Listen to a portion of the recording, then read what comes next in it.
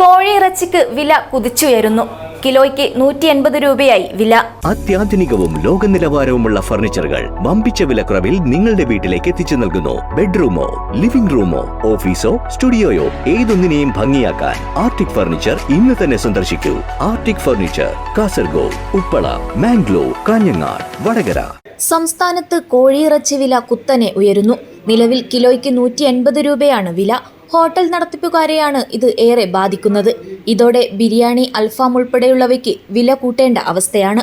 കോഴി വളർത്തലിന് സബ്സിഡി ഇല്ലാത്തത് ഫാം നടത്തിപ്പുകാരെയും പ്രതിസന്ധിയിലാക്കുന്നു. ഫാമുകൾക്ക് വേണ്ടി നിർമ്മിക്കുന്ന ഷെഡുകൾക്ക് പോലും വലിയ വീടുകളുടെ നികുതി ഈടാക്കുന്നതായും പരാതിയുണ്ട്. ഇതിനു പുറമെ കോഴിത്തീറ്റ വാങ്ങുന്നതിനും സബ്സിഡി ലഭിക്കുന്നില്ല. തമിഴ്നാട്ടിലെ കോഴി ഫാമുകളിലെ സമരമാണ് നിലവിലെ പ്രതിസന്ധിക്ക് കാരണമെന്നാണ് പറയപ്പെടുന്നത്. ഇത് കേരളത്തിലേക്കുള്ള കോഴിയുടെ വരവിനെ ബാധിച്ചു.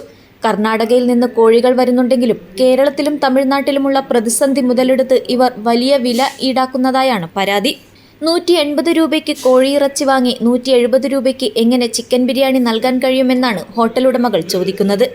ക്രിസ്മസ്, ന്യൂ ഇയർ വേളയിലാണ് ബിരിയാണിയുടെ വില വർദ്ധിപ്പിച്ചത്. ഇനിയും വർദ്ധിപ്പിക്കാൻ കഴിയാത്ത സാഹചര്യമാണെന്ന് ഹോട്ടൽ ഉടമകൾ പറയുന്നു. News bureau, Kasaragod.